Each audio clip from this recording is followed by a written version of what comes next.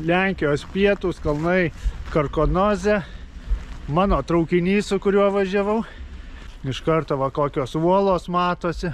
Reikės nueit, užlipt, pasižiūrėti koks vaizdas. Čia daug labai visokių įdomybių, jas apžiūrėsiu vėliau. Dabar dar laiko turiu, šiek tiek ankstoka. Man apsistoti reikia apie 2 valandą, bet bandysiu nueiti anksčiau, gal priims, kur esu įsinomavęs.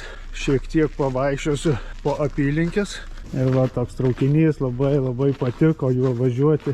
Fantastiški vaizdai, žiūrint pro langą.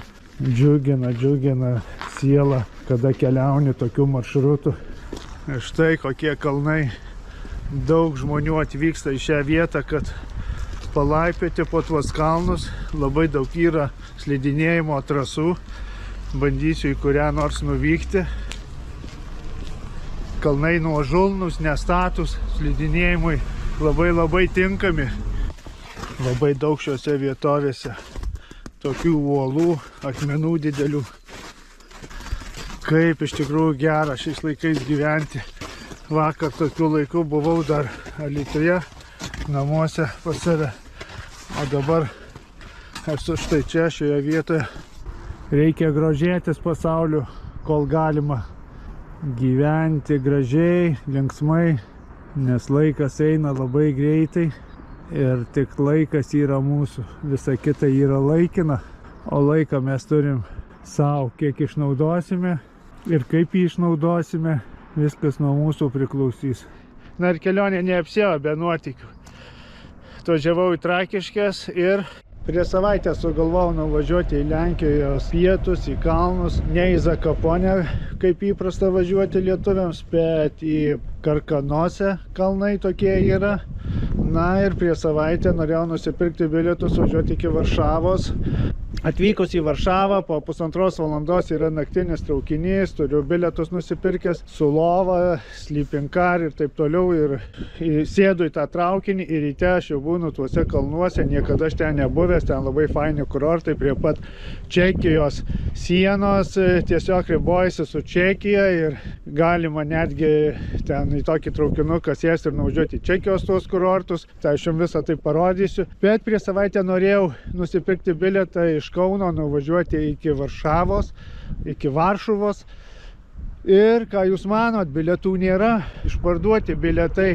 Aš tikrai nesitikėjau, kad taip gali būti, kad prieš savaitę, galvoju antradienis, paprasta diena ir tikrai, kad bus bilietų, bet visai buvau pamiršęs ir neusižiūrėjęs, kad būtent antradienis yra Valentino diena. Ir po to aš jau supratau, kad Valentino dieną vis dauguma lietuvių važiuoja į Varšuvą.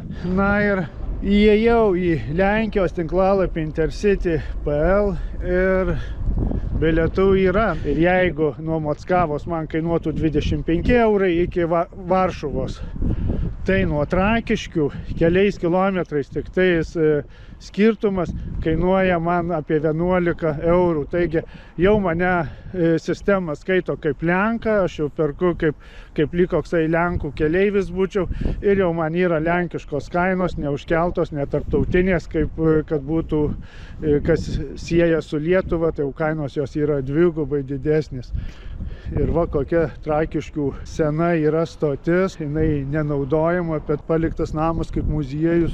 Negaunate bilietų Lietuvos tinklalapyje, nenusiminkite, eikite į Lenkijos tinklalapį ir užsisakykite bilietus. Ir kas labai gerai, kad yra didelė tokia aikštelė, mašinų nėra, galima palikti savo automobilį ir nebijoti, kad kažkas atsitiks. Tokiam kaimelyje tikrai saugu ir ramu. Ir staiga prieina prie manęs, jau traukinys už 5 minučių turi atvažiuoti ir prieina prie manęs darbuotoja, kalba tik tais lenkiškai, mažai ką suprantu ir jinai man sako, kad nebus traukinio. Sakau, kaip tai gali jo nebūti, taigi šitiek žmonių įsipirkė bilietus. Busas, sako. O sakau, iš čia atvažiuos? Sako, nežinau. Tai sakau, sužinokit. Tai surado žmogų, kadangi Trakiškėse daug yra žmonių kalbančių lietuviškai, kažkokį darbuotoją atvedė, na ir jis man pasakoja, sako, nieko gero nebus, priduok bilietus, galima priduoti. ir važiuoju kitą dieną. O kaip man priduoti ir važiuoti, jeigu viskas užsakyta? 5 dienos maršrutų užsakyta gyvenvietė, kur aš gyvensiu. Nuvažiavau aš iki Suvalkų ir Suvalkose sutikau taip pat lietuvių dar, kurie taip pat papuolė į tą bėdą. Suvalkai miestas jau didelis palyginus prieš Trakiškes. Ir veiksmas ten vyko žymiai greičiau, greitai buvo surasti autobusai ir davežė mane iki traukinio, mane ir visus kitus, kurie laukė. Atvykom į miestelį Sokulką, toliau kelionė tęsiasi, štai tokia, neaišku, kuo jinai čia baigsis, ar aš spėsiu į Varšuvą. Varšuvoje 10 valandą man traukinys ir aš nežinau, ar lietuvius jau atvežė, ar neatvežė. O mus va atvežė iš Suvalkų. 13 tai jūsų bus pirmas. Nu gerai, tai laimingai tada. Gerai. Būsim skirtinguose mes vagonuose. Gerai. Malonu buvo pabendrauti. Man taip pat. Nu, gerai. Iki. Traukinys laukia. Neaišku, kada jis pajudės, taip kad va turėjau iš Trakiškių važiuoti. O važiuoju iš Sokulką. Kada jis išvažiuos, dabar iš čia neaišku. Būt gerai, kai jei dabar išvažiuotų, tai aš dar spėčiau.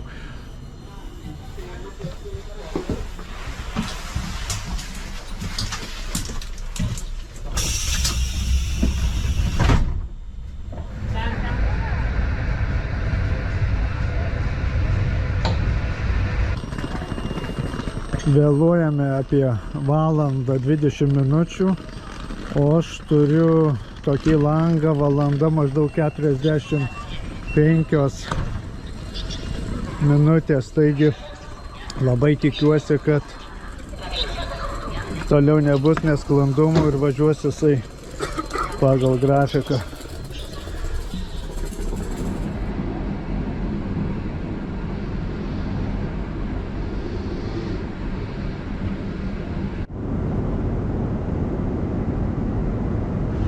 Viskas gerai, atvykau į Varšuvą, kelionė iki Varšuvos susibaigė gerai. Dabar eisiu ieškoti savo traukinio, va tuo išlydžiu šį traukinį į Krokuvą. Taip pat išlydžiu žmogų, su kuriuo susipažinau Suvalkuose. Jisai su anūke važiuoja į Krokuvą, tiesiog ačiū jam, jisai padėjo man lenkiškai susišnekėti. Kada pamačiau, kad esu ne vienas, tarp manęs irgi yra lietuvių, tai nerimas dingo, daugiau pasitikėjimo atsirado, supratau, kad vis dėlto kaip bebūtų, sprendimai bus. Ir tie sprendimai atsirado, visata atsiuntė sprendimus. Šiek tiek pasivaikščiau netoli stoties, toli labai nueiti nenoriu, nes už 40 minučių traukinys. Tai, na ir Varšuvos centrinė stotis, jau ne pirmą kartą čia, tai man išties jau gaudytis kur kas lengviau ir visai toks geras jausmas, kada jau žinomos vietos. Tokia centrinė stotis, didelė jinai.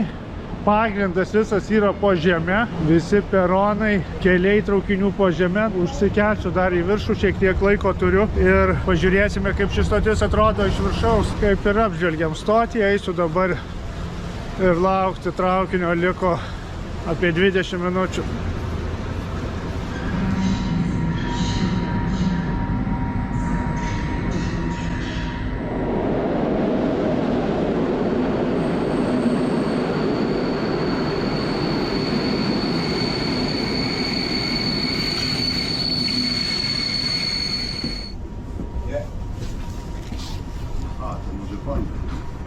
Dobry wieczór. Nie, 11. Dobra, proszę bardzo. No i dobra, zamykam w takim razie. Aš jau traukinyje, važiuoju vienas, pakeleivio jokio nėra. Tai labai mane nudžiugino, aš savo jaukiai vienas galiu čia šeimininkauti. Ir va tokia yra kupė, kaip čia ją geriau parodyti. Parodysiu, kokia yra, pasikabinau savo striukę. Čia yra daug pakabuošės, padėjau į viršų, kad jos nesidaužytų. Galima reguliuoti šviesas. Viršutinė lova paklota kitam žmogui, bet jo nėra. Mano apatinė lova. Viskas buvo paklota.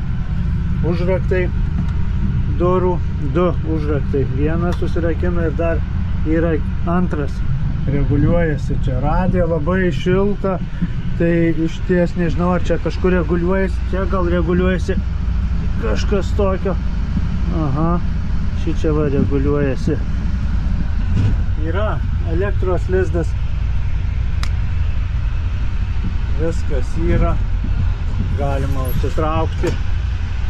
Tai parodysiu, davė rankšluostėlis, servetėlės, muilas, vanduo mano. Na ir kas čia yra? Yra šiukšliadėžė.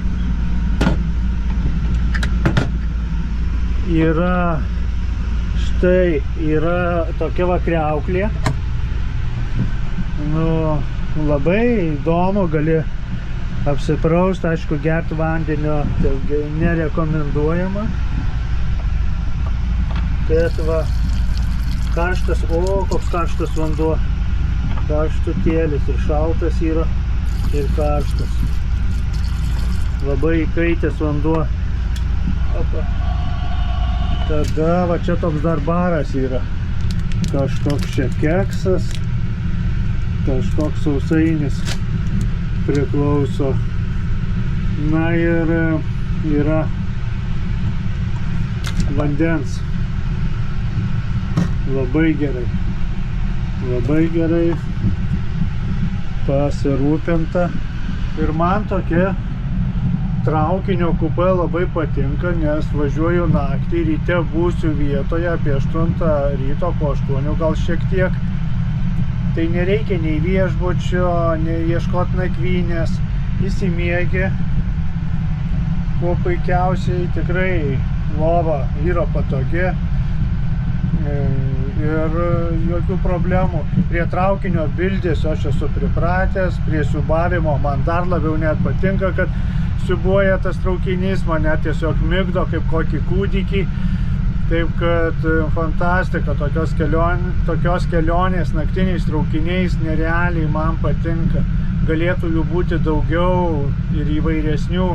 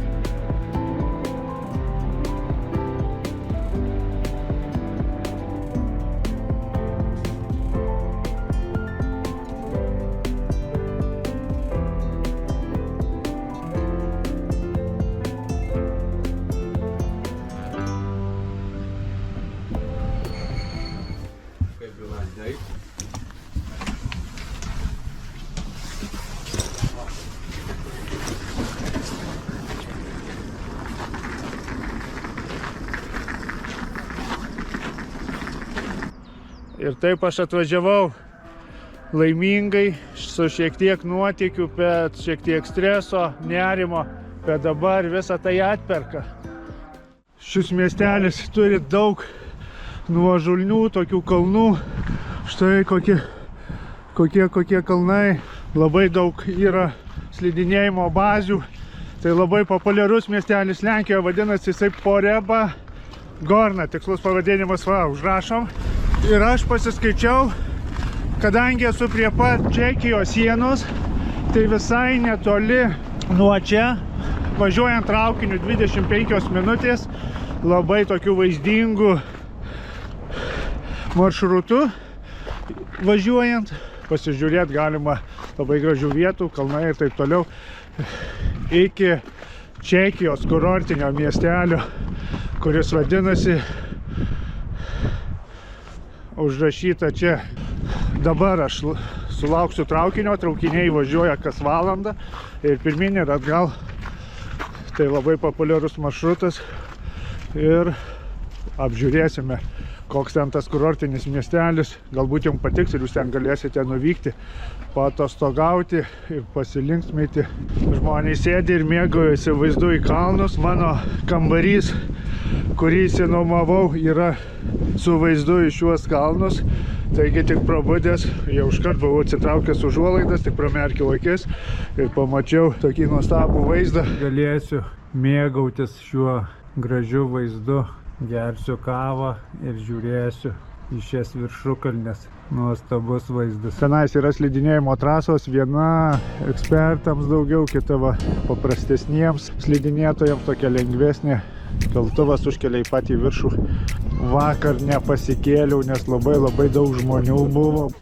Nusipirkau bilietą, kainuoja tik tai 12 zlotų ir neužilgo važiuosiu. Ir kaip gražiai atrodo šalia tokios uolos šis traukinys. Ir pagrindė visi keliauja su slidėmis, pasiruošę praleisti gerai laiką, paslidinėti, o aš tiesiog važiuoju pažintiniais tikslais pamatyti ir jums parodyti.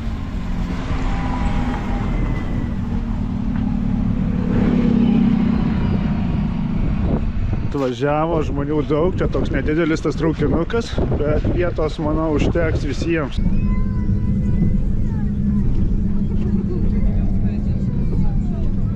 Štai kokius miestelis yra Čekijoje, prie pat sienos su Lenkija.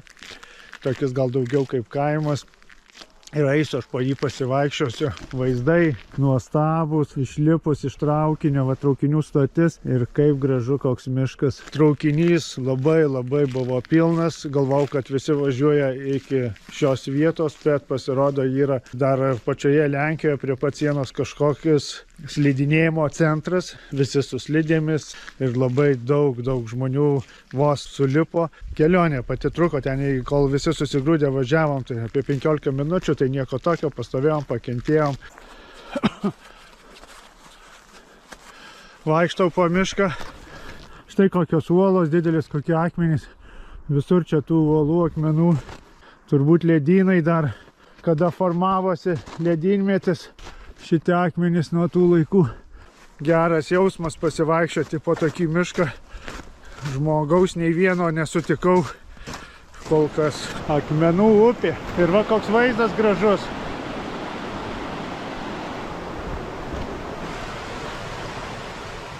Štai tenais buvęs stiklo fabrikas. Nežinau kodėl, bet šiuose kalnuotose vietovėse daug kur buvo stiklo fabrikai, taip pat ir tame miestelėje, kuriame aš apsistojęs Lenkijoje, Poreba Gora, taip pat fabrikas senas, aišku, jis jau neveikiantis, irgi stiklo fabrikas buvęs. Ką pamačiau, aš net nesitikėjau ir net nežinojau ir net neieškau tokių vietų, bet paskui pasižiūrėjau žemėlapyje, kad jų čia palei upę labai daug šitų objektų. Štai toksai bunkeris. Net nežinau, ar čia antro pasaulinio karo, ar pirmo pasaulinio karo. O, yra įėjimas net. Bet jau toks mažiukas, o toks nedidelis bunkeris. Anga.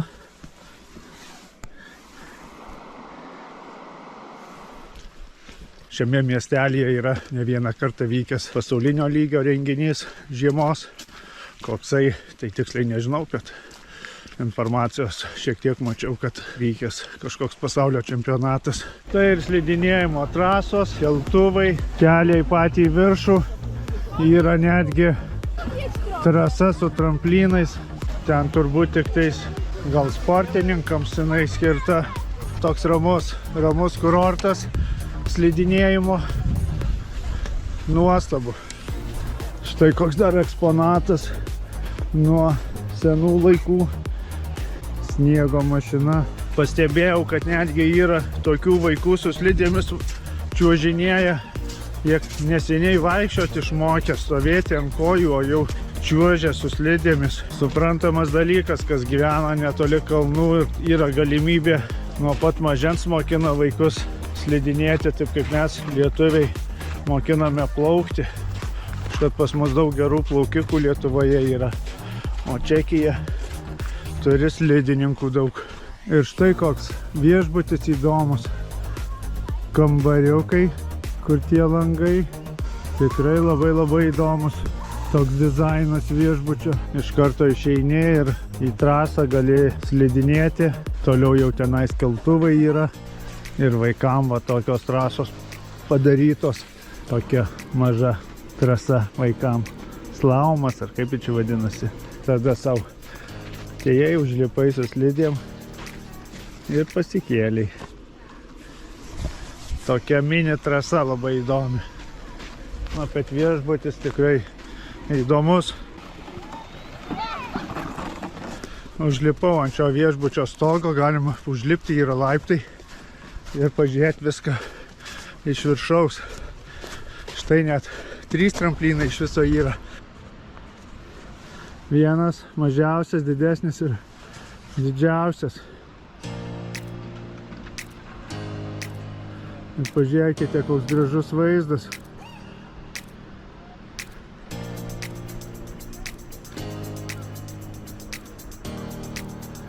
Aplinkui vien kalnai. Labai daug aikštelių padaryta vaikams. Kas su vaikais atvažiuoja, tai vaikams čia rojus turėtų būti.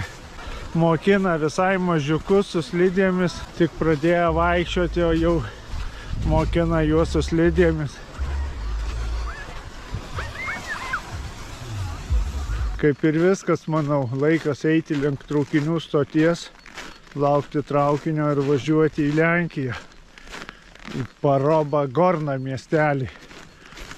Ten man nakvynė, aš ten įsinuomavęs, kainos tame miestelėje yra priimtinos. Brangu ar nebrangu, tai yra tokias reliatyvus dalykas, kas man gali būti brangu, kitam sakys, tai čia visai yra pigu. Taigi aš sakau tiesiog ne tai, kad brangu, bet man yra nepriimtina kaina šiame miestelėje nuomotis. O Lenkijoje yra priimtina kaina. Pabuvau 2 miesteliuose, viename Lenkijoje, Parobigora, ir Čekijoje, Harahovič, kurie yra skirti žiemos pramogoms. Žinoma, čia ir vasarą turistų daug būna, daugiau jau kas vyksta į gamtą, į kalnus. Bet man labiau patiko štai šis miestelis Čekijoje, labiau išvystyta visokių pramogų, nėra tų eilių prie keltuvų. Na, bet negalima sakyti, kad ir Lenkijoje kažkas blogai. Taip pat yra kitokių pramogų. Štai kokie yra 2 tankai pastatyti. 1, 2 rusų tankai. Ir tai yra paminklas, tokis simbolis atminti rusų kareiviams, kurie žuvo šiame mieste per Antrą pasaulinį karą. Šis miestas kažkada priklausė Vokietijai, vadinosi lietuviškai Breslau. Šiame mieste vyko labai dideli mūšiai, nes tai jau buvo Vokietija. Vokiečiai labai intensyviai jį gynė, didelis kiekis žuvo rusų karių, vadinsiu rusais, ne Tarybų sąjungos, tiesiog rusų karių, nes aišku visokių tautybių buvo. Ir yra Vroclave štai toks paminklas. Nežiūrint to į šiandienos realijas apie Rusiją, šis paminklas čia yra.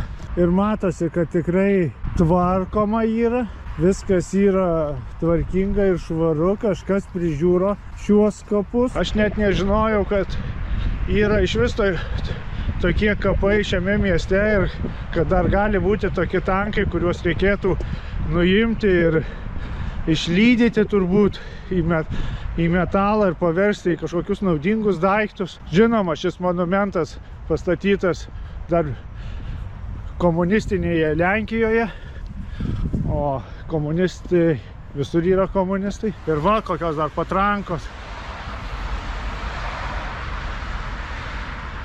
Viena yra ir yra dar antra. Štai nuotraukoje mačiau, kad buvo vėliava Ukrainos įdėta į tą vamzdį, bet dabar nėra. Kažkas nuėmė. Ir kas svarbiausia, dar 2 tankus matau, tai kiek aplinkui iš kiekvienos pusės. Štai ten tokie dar 2 tankai ir aš atsimenu, kai mažas buvau, lygtais Kaune vienas tankas stovėjo, paskui kažkaip jis dingo. Aš viską suprantu, šie kariai kovojo, mirė už tai, kad būtų Lenkija išvaduota, aišku, išvaduota komunistams, kad būtų, bet tuo metu Vroclavas buvo Vokietijos miestas, priklausė Vokietijai, Lenkijai atiteko po Potsdamo konferencijos. Ir šiame mieste ypatingai žiauriai elgėsi rusų kariai su visais gyventojais, paprastais, ne kareiviais, su moterimis ir su vyrais. Vyrus netgi žudydavo, moteris visai išniekindavo. Ir būtent netgi va šie kariai, kurie va čia va guli, kurie čia palaidoti, gali būti, kad dalis iš jų darė tuos karo nusikaltimus. Nesinori ilgai užsibūti man šioje vietoje, taip kad išeinu aš iš čia ir einam, pažiūrėsim į gražesnį Vroclavą. Paieškosiu kokių nors įdomybių, o šiame mieste jų tikrai yra. Atvažiuoja tramvajus, pavažiuosiu iki centro.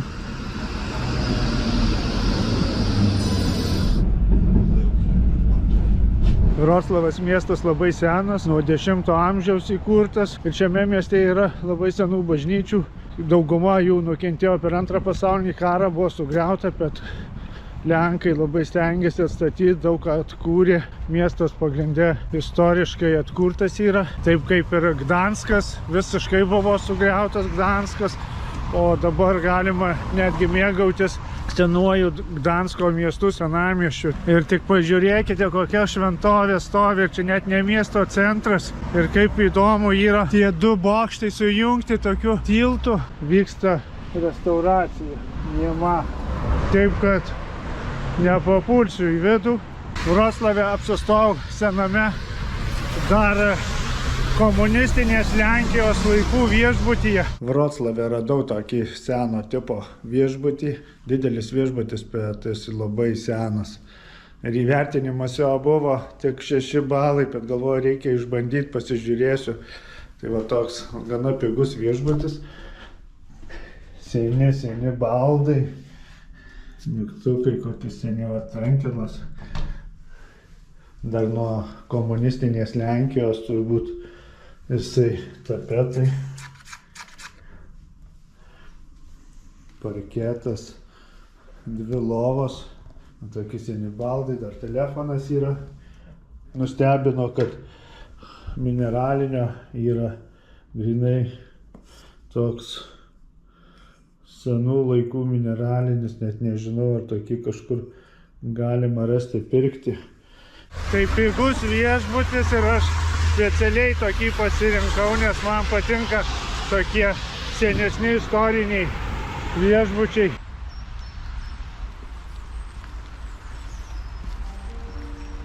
Momento mori, kaip sakydavo senovės romėnai, prisimink, kad mirsi. Esu kapinėse, labai senos kapinės, juose palaidoti vien tik tai žydų tautybės žmonės ir pasiturintys. Labai daug įdomių yra paminklų. Mirtis neatsiejama yra mūsų gyvenimo dalis, kuri būtinai ateis. Tikrai teisingi tie žodžiai, prisiminti, kad mirsi, ateis tas laikas ir yra labai gerai nebebijoti jau tada, kai jis ateis, būti pasiruošusiam. Kaip sakė stoikas Seneka, romėnų filosofas, svarbu ne kiek ilgai mes nugyvenam, o kaip mes nugyvenam tą gyvenimą. Tai tikras stebuklas, kad išlikę šios kapinės ir per antrą pasaulinį karą nacistų nebuvo sunaikintos. Šios kapinės jau yra seniai uždarytos ir jose nebelaidojama jau nuo antro pasaulinio karo metų.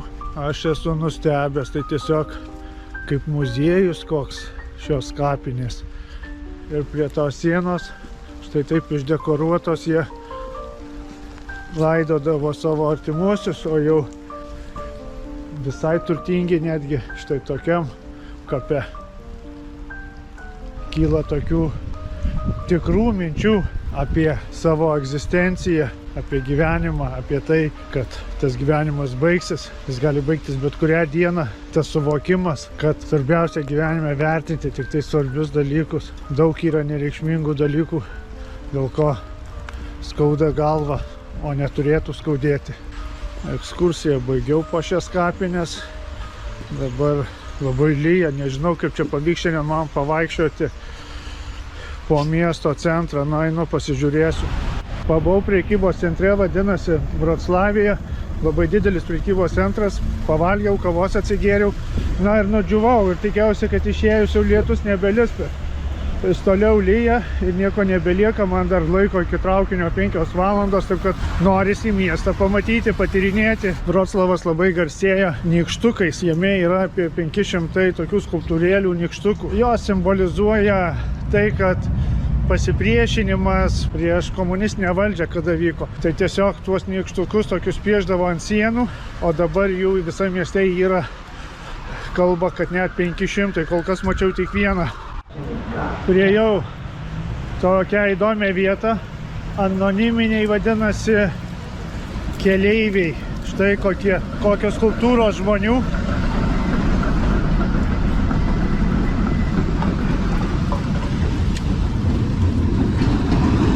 Laukia pereiti gatvę, jie tiesiog prasmenga čia gatvę ir kitoje pusėje išeina. Tai simbolizuoja tuos laikus, kada kovojo žmonės dėl laisvos Lenkijos, kada buvo komunistinė Lenkija. Buvo įvesta karo padėtis 1981 metais. Tai parodo, kad nežiūrint to, bet kokis sluoksnis galėdavo tuo laiku nukentėti. Kada Lenkija įvedė karinę padėtį, per vieną naktį buvo suimta 5000 žmonių, dauguma iš jų net negrįžo. Buvo kalėjimą uždaryti, kiti galbūt ir nužudyti. Lietus lyja, vėjas didelis, galėčiau savo dabar būti traukinių stotyje, šiltai sėdėti ir laukti savo traukinio, bet aš labai norėjau ateiti į šią vietą ir pamatyti štai ką, nesvarbu koks oras, bet pažiūrėkite, garvežys važiuojantis į dangų, tai tikras garvežys, ne šiaip savo kokius plasmasinis, bet iš metalo tikras. Kažkada tai jis yra veikęs, važinėjo, tampė vagonus. Iš tikrųjų sunku būtų sugalvoti štai tokią idėją, kad traukinys kyla į dangų, važiuoja, jisai tiesiog bėgiais į dangų.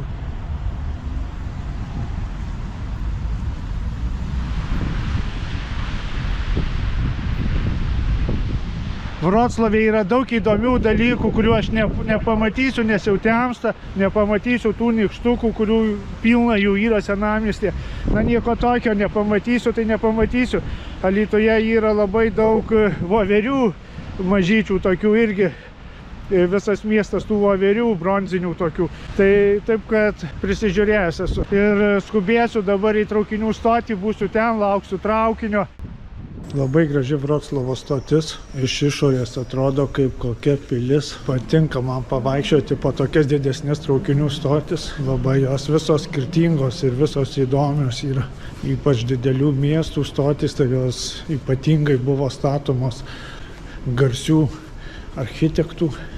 Taip, kad jos visos ypatingos ir labai išsiskiriančios. Kiekvienas norėdavo pasirodyti kuo geriau ir tokių pačių niekas nebestatydavo.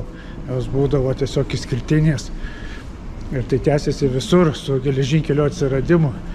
19 amžiaus pabaigoje neužilgo bus mano traukinys. Važiuosiu naktiniu ir pažiūrėsime, kaip man ten seksis.